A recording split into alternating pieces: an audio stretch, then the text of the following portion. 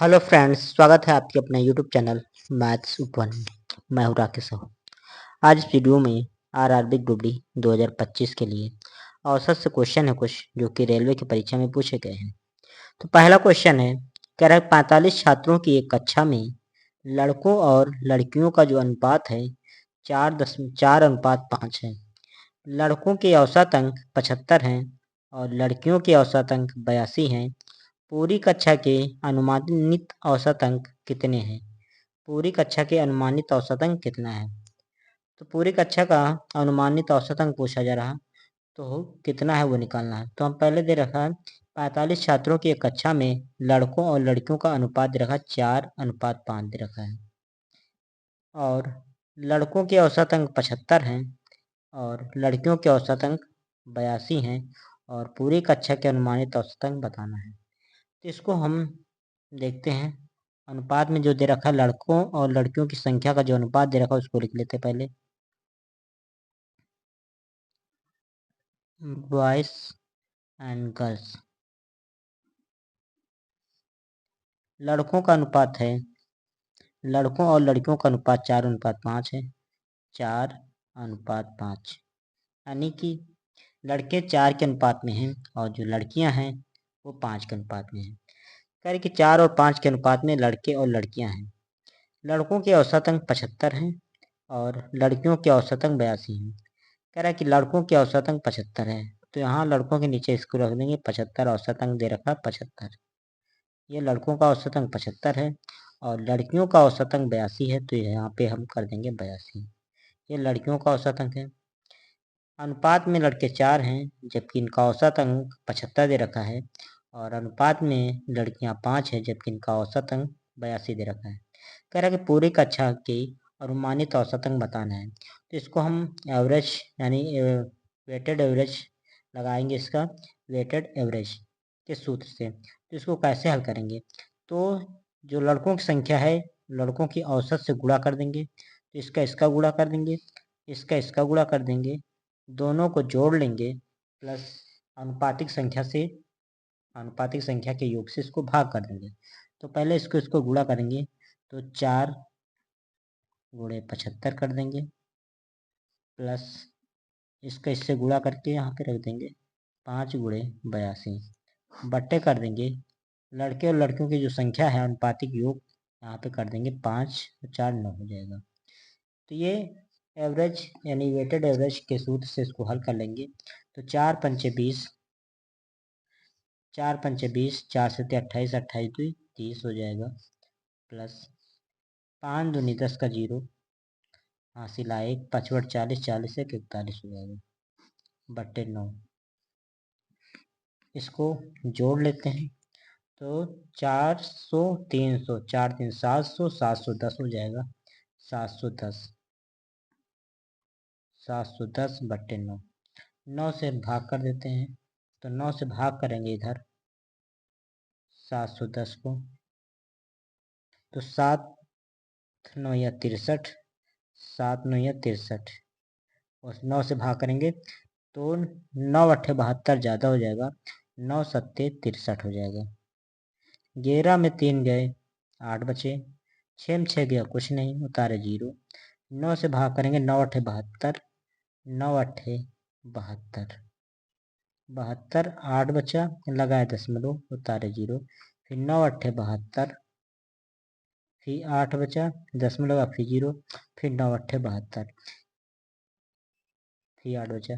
तो यही बार बार आएगा, कटेगा नहीं, तो ये हो जाएगा 78.88 बराबर 78 दशमलव के दूसरा अंक जो है 5 से ज़्यादा है तो 21 में ऐड कर देंगे, तो यहाँ हो जाएगा 78.9। यही इसका आंसर हो जाएगा और यही इसका अनुमानित औसत अंक हो जाएगा। पूरी कक्षा का जो अनुमानित औसत अंक होगा यही होगा।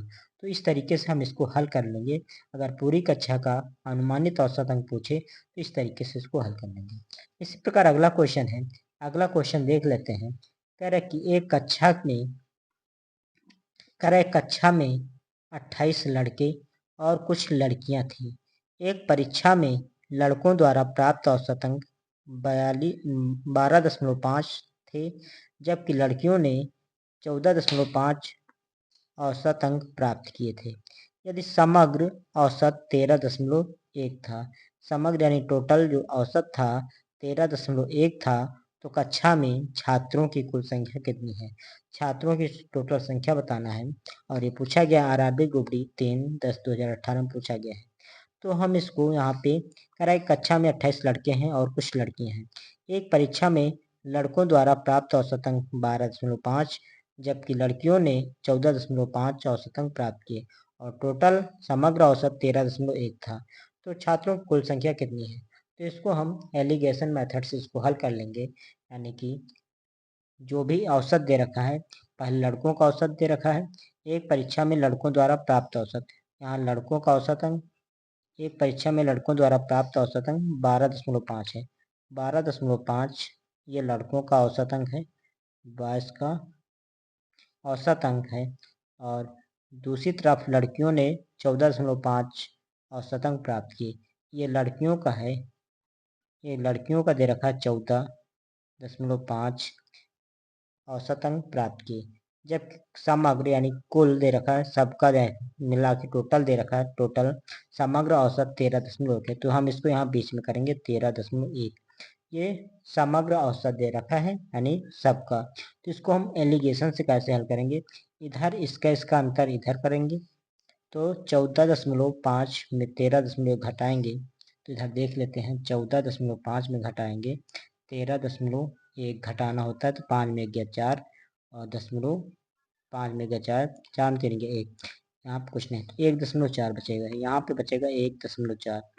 अब इसका अंतर इधर लिखेंगे, तो 12.5 में घटा देंगे 13.5, यानी कि 13.5 में से घटाना है, 13.5 में से घटाना है 13.1।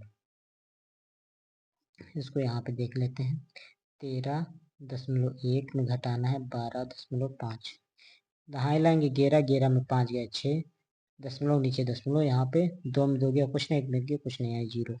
तो इधर जो घटाएंगे तो इधर आएगा 0.06 आएगा, यानी यहाँ पे जो समग्र औसत होता है एक से ज़्यादा होता है, एक से ज़्यादा होता है और एक से क्या होता है, कम होता है। एलिगेशन में ऐसे ही होता है, जो समग्र होता है, जो टोटल एवरेज होता है, औसत होता है, वो एक से ज़्यादा होता है और एक से कम होता है। इस तरीके से हम एलिगेशन से थोड़ा हल कर लेंगे। इसका अंतर इधर करेंगे और इसका अंतर इधर करेंगे, ये अनुपातिक में अंतर आता है, अनुपात में। तो यहाँ पे 1 अंक बाद दशमलव इधर है, 1 अंक बाद दशमलव, इसको काट देंगे, तो यहाँ पे इसको काटेंगे, 2 से काटेंगे, 2 तिया 6 3 बार और 2 सत्ते 14 7 बार, यानी कि अनुपात में लड़कों की संख्या 7 है, जबकि लड़कियों की संख्या अनुपात में कितना है, 3 है। तो यहाँ पे जो दे रखा है, लड़कों की संख्या दे रखा है, कह रहा है कि एक कक्षा में 28 लड़के हैं, तो 28 लड़के हैं, तो लड़कों की संख्या दे रखा है 28, तो 28 बट्टे कर देंगे, अनुपातिक संख्या लड़कों में कितनी है 7, 7 कर देंगे, और लड़कियों की संख्या नहीं दे रखा है, कह रहा कुछ लड़कियां हैं, तो अनुपात में लड़कियां 3 हैं, तो यहाँ पे हम 3 का मान निकाल लेंगे, तो लड़कियों की संख्या पता चल जाएगा, ये लड़कियों की संख्या निकल आएगी, यानी कि गर्ल्स, GIRL, ये गर्ल्स की संख्या निकल आएगी। अब इसको काट देते, 7 चौक 28 4 बार, 4 3 12, यानी 12 लड़कियां हैं, 28 लड़के हैं तो 12 लड़कियां हैं। कह रहा कि कक्षा में छात्रों की कुल संख्या कितनी है? तो कक्षा में छात्रों की संख्या, कक्षा में छात्रों की संख्या, कक्षा में छात्रों की संख्या,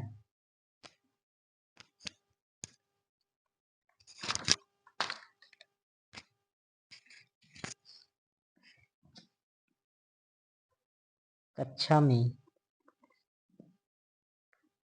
छात्रों की कुल संख्या, कक्षा में छात्रों की कुल संख्या, तो छात्रों में लड़कों की संख्या और लड़कियों की संख्या दोनों आ जाएगी, तो छात्रों की टोटल संख्या निकल आएगी। तो कक्षा में छात्रों की कुल संख्या, तो लड़कों की संख्या 28 दे रखा है, लड़कों की संख्या है 28, तो 28 ये हो जाएगी, प्लस लड़कियों की संख्या आई है 12, 12 जोड़ देंगे, तो 28 12 हो जाएगा, 28 2 3 10 40 हो जाएगा। तो कक्षा में छात्रों की कुल संख्या 40 है और यही आपका आंसर हो जाएगा। तो यही आपका आंसर होगा 40। कक्षा में छात्रों की कुल संख्या 40, यही आपका आंसर होगा। तो ओके मित्रों, आज का वीडियो यहीं तक रखते हैं, फिर मिलते हैं नेक्स्ट वीडियो में। वीडियो पसंद आए तो लाइक कीजिए, चैनल को सब्सक्राइब कीजिए। धन्यवाद।